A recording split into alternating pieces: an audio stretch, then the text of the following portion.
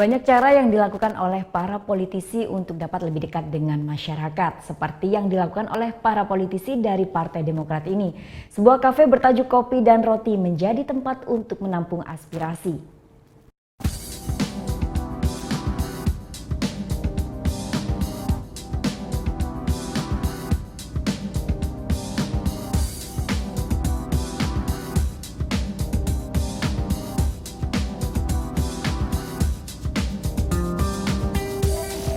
Cara unik ditempuh oleh para politisi dari Partai Demokrat untuk bisa lebih dekat dengan masyarakat. Seperti membuka kafe misalnya. Bertajuk Kopi dan Roti, kafe yang resmi dibuka pada Jumat lalu di daerah Seminyak, Bali ini menjadi tempat bagi para politisi dari Partai Demokrat untuk bertukar pendapat. Tak hanya itu, keberadaan kafe ini juga diharapkan dapat menjadi wadah bagi masyarakat untuk menyalurkan aspirasinya.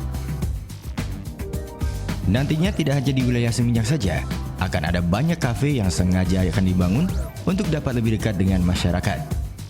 Bahkan, diperkirakan akan ada sekitar 5.000 kafe di seluruh wilayah di Indonesia. Dari DPP kami akan sampaikan lewat media sosial, tapi bagi teman-teman di DPRD, Provinsi, Kabupaten, Kota, mereka bicara.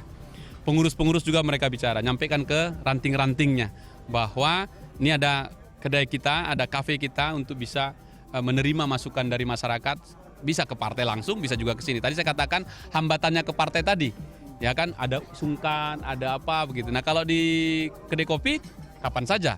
Jadi cara mensosialisasikan begitu, tentu saya mohon bantuan teman-teman media bahwa begini cara Partai Demokrat untuk berkomunikasi dengan masyarakatnya.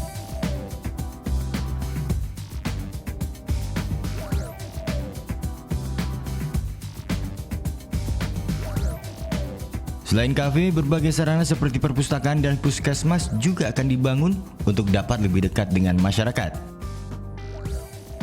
Kerjasama pembangunan berbagai fasilitas untuk masyarakat ini dilakukan oleh para kader dari Partai Demokrat, baik dari jajaran DPP, DPD, bahkan PAC. Vera Zenvia, Dewa Priyana melaporkan untuk NET.